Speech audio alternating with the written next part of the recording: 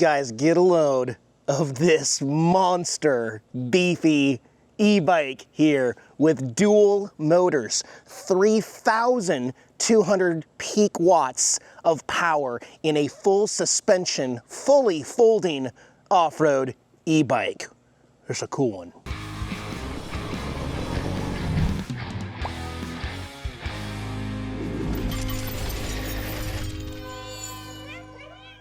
Hi everyone, Eric here from Nomadic Fanatic coming to you from southern Mississippi.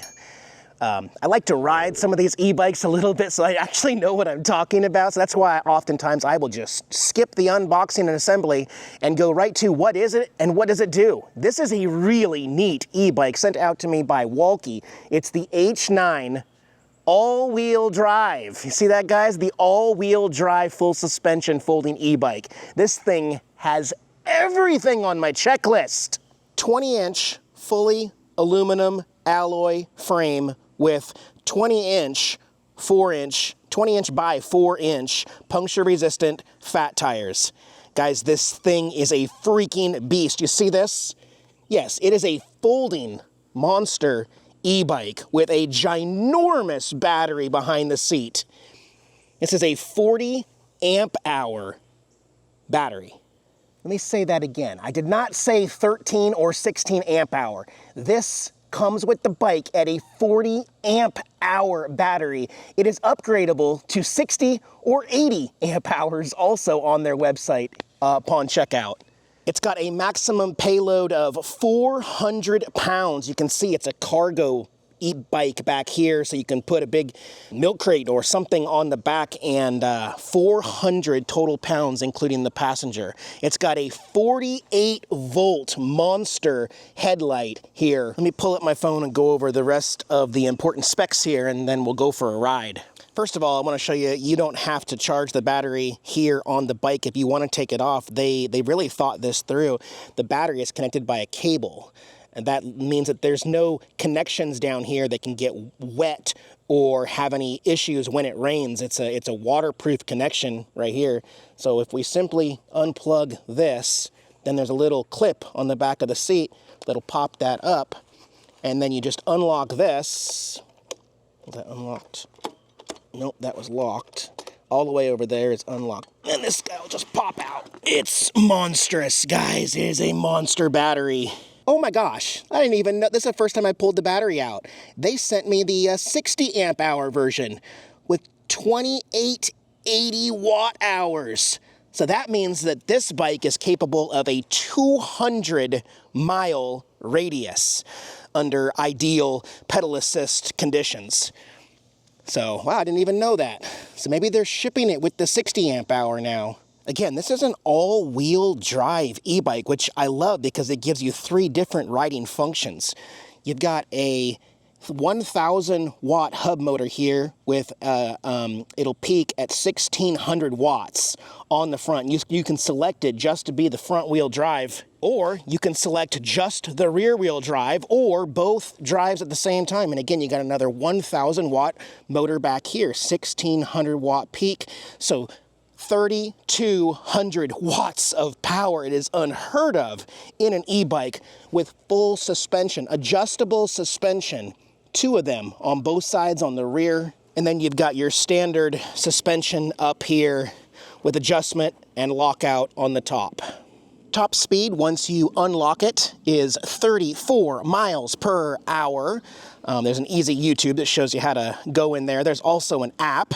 It's got, I don't want to call it anti-theft, but it's got Find My e-bike. Once you link it to your app, if this ever disappears, you'll be able to find exactly where they parked it on a map. The speed sensor is a cadence speed sensor right there. I like how it's completely waterproof and welded right into the frame there so that can't have any problems there. Again, we'll get to the display and I'll show you how to change the motor functions, but rear wheel drive is good for maximizing your range on just flat efficient rides, while the front wheel drive motor, if you're using that instead, good for when you're on a trail or there's really loose, slippery gravel, dust, maybe like at the beach and stuff like that. Actually, I take that back. If you're at the beach and on sand, you're going to want to engage both motors for maximum traction and uphill climbing power.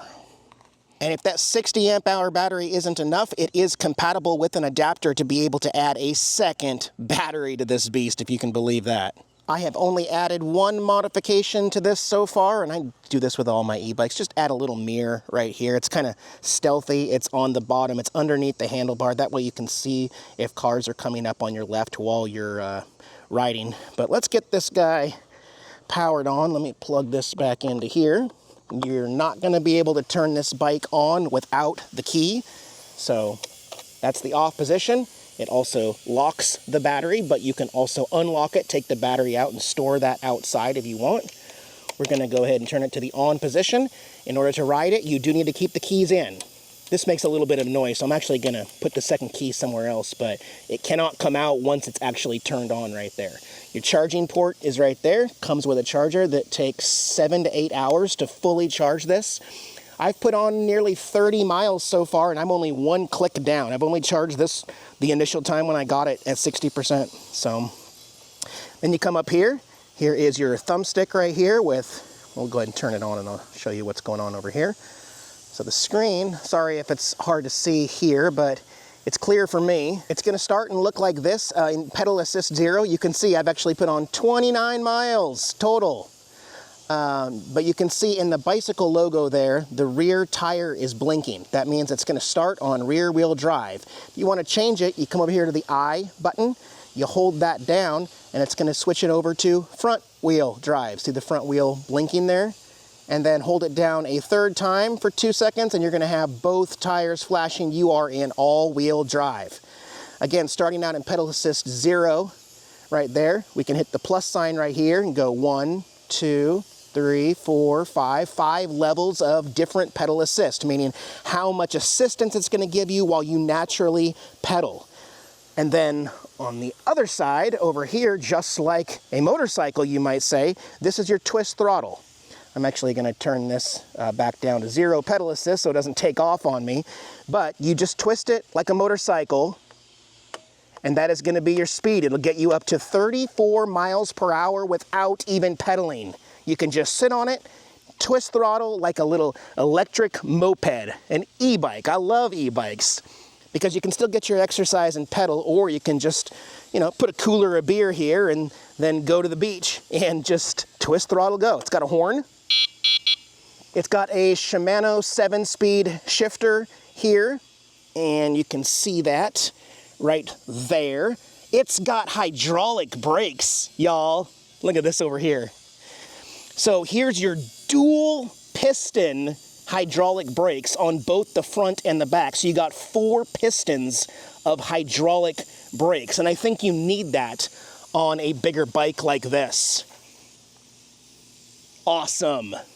Oh, the headlight, the 48-volt headlight. I mean, it's almost a motorcycle headlight there, a 5-inch light. You turn that on right here with a little light, hold that down for 2 or 3 seconds. Come back over here. It's actually a pretty bright light. I have done quite a bit of riding at night also, and it's really nice to have a good integrated light that you don't need to recharge. It's connected to the battery, 48 volt. Also on the rear, when you hit either brake, it'll light up and hit the brakes for you, let people know that you're getting ready to do a stop. It doesn't have turn signals, but I don't think you need those. That's the one thing I don't think you really need on an e-bike. So did I cover everything? It's got a cadence sensor, yes. Let's ride. And then when we get back, I'll show you how it folds up. I got my GoPro camera, which is a little bit easier to handle without a gimbal here. So we're gonna start out in rear wheel drive here and pedal assist 1. All right, we're going 9 miles an hour, it says there, and we're in pedal assist 1, and I'm just pedaling away with the pedal assist helping me so I don't break a sweat in this 95-degree weather. Well, 95, but feels like 106 with the humidity here in southern Mississippi. It's a very comfortable ride. You can do this on the run. I just wanted to stop because I only have one hand holding the camera. But let's go ahead and bump this up to pedal assist 5. And what I'm going to do is I'm just going to twist it, and we're going to see what happens without pedaling. Ready, set, oh geez. And remember, we are just rear wheel drive right now. So there's 10, there's 14, 15. taking off on me. 20 miles an hour. Still going. 26. There's 30 miles an hour. 31. Of course, speed is gonna vary on your weight and the hills, but cruising on that rear motor. Okay, I just switched it to all-wheel drive.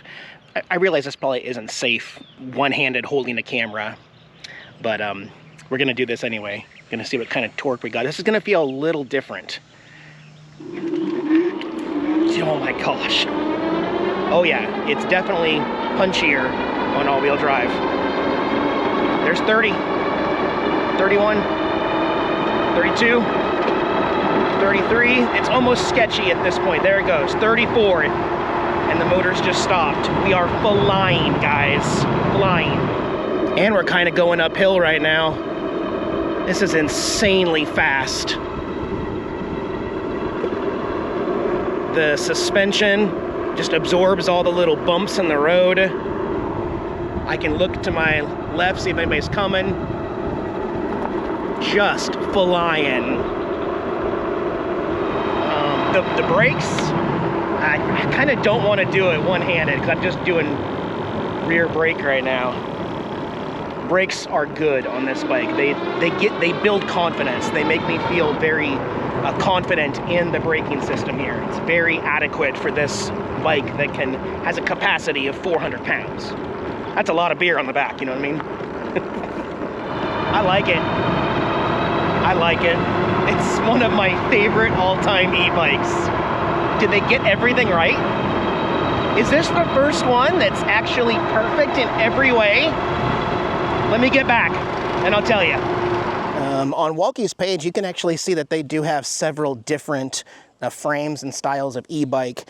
This is not a step-through e-bike, and it's actually, on their website, they say it's good for riders that are 5'6" to 6'7". Now, I'm 5'6", so now you get a really good idea. Without a step-through, you know, yes, the bar is slanted, but look, when I'm flat-footing it, and I'm able to stand here in front of the seat. Now, Diana would not like this one. She would not feel comfortable and confident at 5'3", I don't think. She would need to get a step-through model that goes down a little bit, but I think that's a great compromise with still having a solid frame right there. Also, see this handle? I mean, it's a heavy e-bike, but you can pick it up right there from that handle, so that's nice. You know, I've been thinking about it for over a week now. What don't I like about this? And it's really difficult for me to say. Now, this tube right here, this is where your normal battery would sit in most of these e-bikes. You can see how much bigger it is. So I think this is just hollow in here. I've actually not tried to fold this bike up yet, but I am just sitting here like, what don't I like? They actually got everything right that I like. A good kickstand in the back that does not get in the way of the pedals. It's on the rear tire, so it's not gonna stop you there. I mean, the color display is easy to see in the daytime.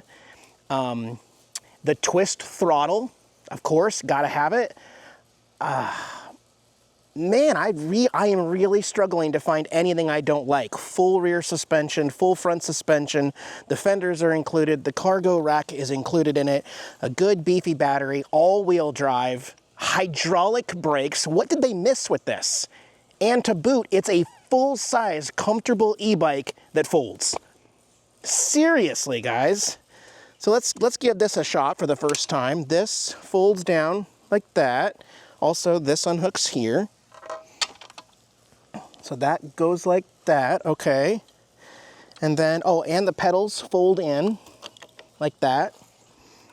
Then, let's see how easy this is to do by myself. Oh yeah, no, it does. Okay, then it rests right there. Then you swing this around like that. I mean, you could almost fit this in the back of an SUV, in the back of a Honda Civic. That is crazy. It's hard not to love what they have come up with in this system and what it all does. Now, I'm I'm gonna continue to ride this sucker and enjoy it.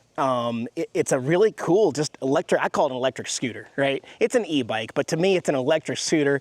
It's just something to scoot around, take to the beach, which I do want to take to the Gulf actually, and pop a cooler on the back.